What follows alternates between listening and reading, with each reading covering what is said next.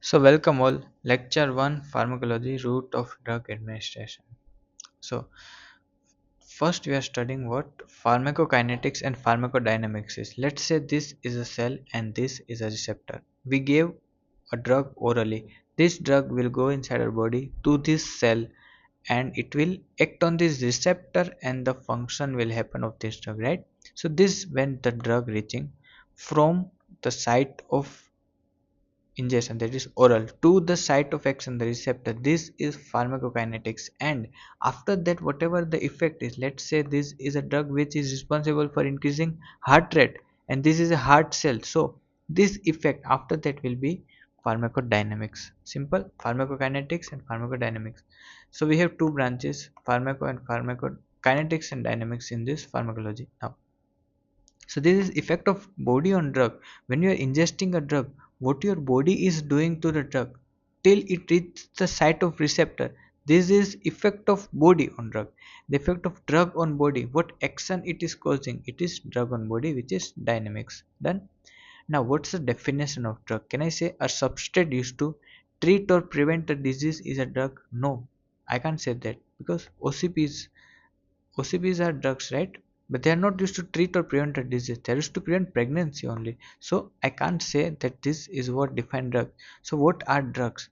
Drugs is a substance which is intended to be used to modify or explore. Modify or explore, not treat. Modify or explore physiological function or pathological state any disease for the benefit of recipients. You're not giving it to harm it. Okay, it's not a poison, it's a drug. Done. Now risk benefit ratio. Now see, whenever in your life you take a risk, you should get benefit, right? Let's say if this is the benefit and this is the risk, you won't take it. But if this much is the risk and the benefit which you can get is more, then only you are taking it, right? So what's risk benefit ratio? Let me explain you with this example. In the heart, this blood vessel is supplying the heart, which is coronary artery. If there is a clot in here, the blood won't reach and you will have myocardial infarction. But if this artery is somewhere else, like any leg or peripheral artery is having clot, the blood is not reaching here. This is peripheral vascular disease. Now, to treat this or to remove this clot, there is a drug which is called streptokinase. But we won't give that drug in this condition. Why? Because streptokinase will dissolve normal physiological thrombus also. It will dissolve this. It will dissolve this, but somewhere in the body where there is useful thrombus, it will dissolve this also. So we are not ready to take this risk for peripheral vascular disease. But if we are having MI, we are ready to take this that risk that it will dissolve other normal physiological thrombus. So it depends on how much benefit we are getting. We can treat this disease with other drugs also, but this is a dangerous life threatening condition, so we are taking that risk. So when the benefit is more than risk, we are going for it, right? So benefit has to be more than risk benefit ratio. When it's favorable, then the drugs are used for, let's say, this. Done. So now what are essential drugs? Essential drugs is area based. Let's say this area has disease A, B, C and this area has disease D, E, F.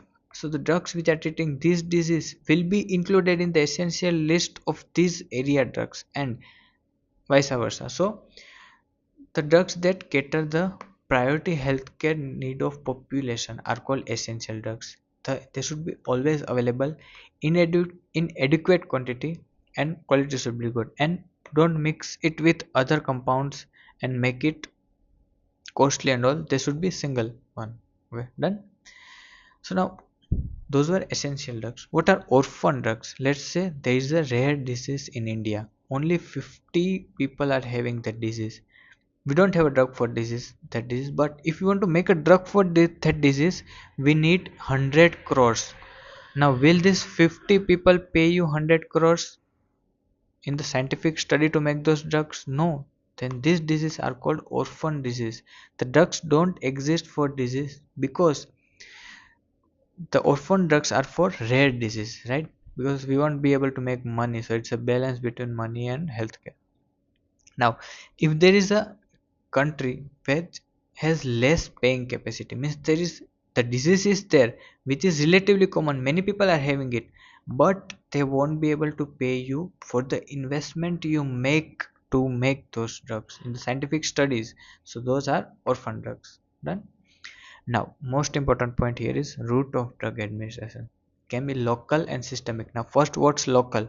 Local is intraocular eye drops and on your skin. Anything you apply on the surface is local. Intraocular and topical.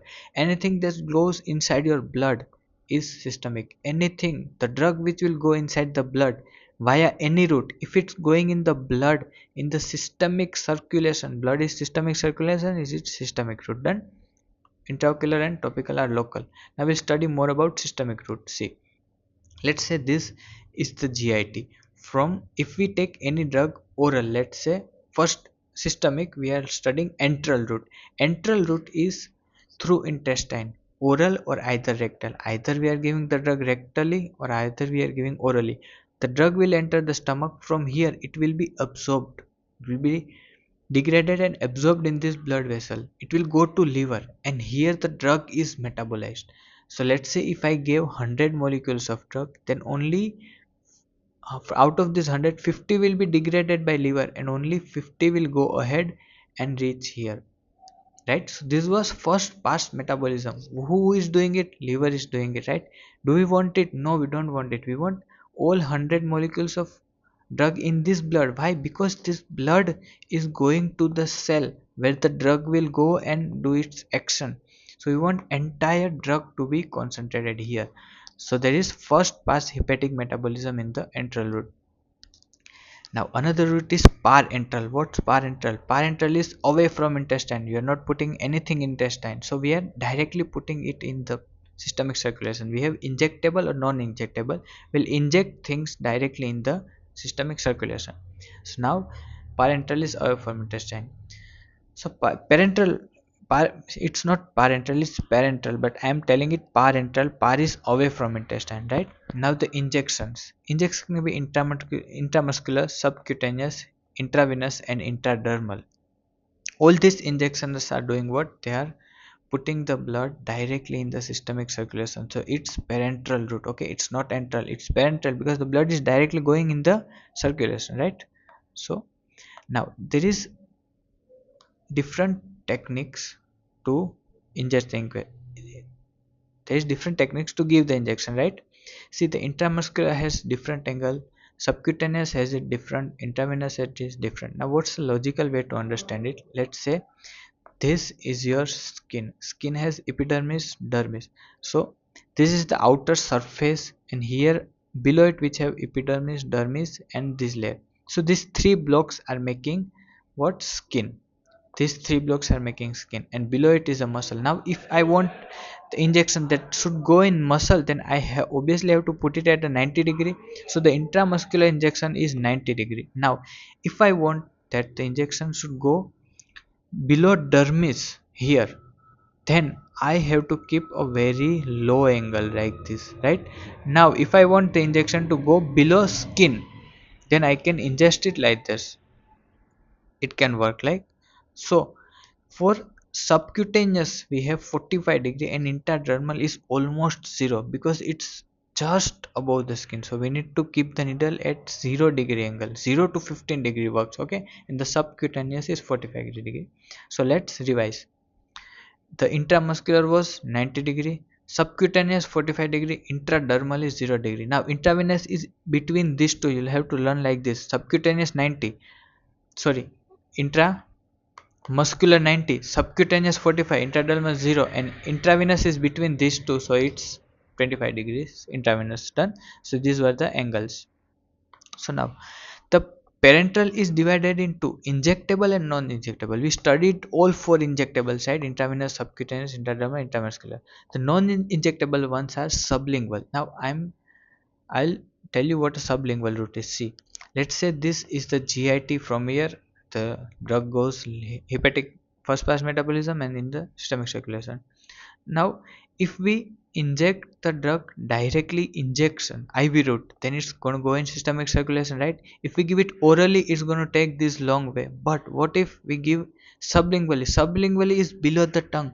So below the tongue, if I put a drug here, it will be absorbed directly in the blood vessels which are below your tongue, and from there it will go directly in systemic circulation. So I told you, anything that goes directly in systemic circulation is what? Parenteral. And IV sublingual, all are same. Those are parenteral route. So we have sublingual, transdermal. Now transdermal, same. Imagine that below your skin there is a blood vessel, so from there it will go in the blood vessel and directly in the systemic. Nasal, inhalational, everywhere there will be a blood vessel which will be connected to the systemic circulation. The blood is going directly in systemic circulation, right? So it's parenteral. So nasal, inhalational, transdermal, sublingual, or are parenteral routes. So we're done with sublingual route. Okay, done. So the next slide we are taking details about this. The intravenous is used in emergency. Why? The drug directly goes in blood. From blood it will go to the cell and will do action. It's a fast action. Subcutaneous, what's advantage? See, the insulin, we have to take this every day for like many years. They are lifetime drugs, so you can't inject, we can't take a drug lifetime which is not self administered. We can't go to the hospital here and there every day, right? So for insulin we are making subcutaneous drugs, so self administration can be possible. Now intradermal drugs, see, what are these drugs? See, there are a lot of penicillins, and every penicillin can cause allergy to any individual. Let's say 100 people, out of this, two can be allergic to this penicillin. So what I'll do is, I'll test it while let's say I'm taking some penicillin in this syringe, and I'll put it intradermally under the skin. If there is a reaction or there is a flare, then I'll immediately know that this penicillin is allergic to that individual, so I won't be giving it to him. So the intradermal things are used for allergy testing. Why we administer, and why intradermal only? Because it's just below the skin, so you can see the flares going on. What if I directly ingest this penicillin or give it orally? Then he's going to have wide side effects. So intradermal is done for allergy testing and for BCG. Done. Now intravenous, what are the advantages? Let's say this is intravenous route. The intravenous route, first advantage is it goes directly in systemic circulation, so it is fast in action. But if it is going directly in systemic circulation, it can bring the infection right inside the systemic circulation, right? So there's a high risk of infection. So sterile precautions are must. You can't use a needle which is not sterile. The infection will directly go in your blood. Then now any volume of the drug can be given by, because it will be diluted in the blood, so you can give any volume by IV route. Titration can be adjusted. Now dose can be adjusted. Now it's costly plus requires expert person administration. So we can use it in emergency because it's going directly in systemic circulation. But if it's a life threatening condition and we are nowhere around the hospital, then we cannot use this at home, right? So requires expert administration. This I'll make you explain in the next slide. Okay, so intravenous can be of two type. See, subcutaneous, see, intramuscular, see, maximum 5 to 10 mg can be given. Maximum 5 to 10 ml is only given, but here we can give any amount of drug. Now what is bolus? Now what's bolus and infusion? Let's say this is a drug in this syringe. Now if I give this drug, if I dilute this drug in normal saline bottle, I am diluting this drug and then injecting it intravenously, then this is a infusion. If I'm directly injecting it then this is called bolus. So the bolus and infusion, here we are diluting it. That's it. Okay, so thank you guys.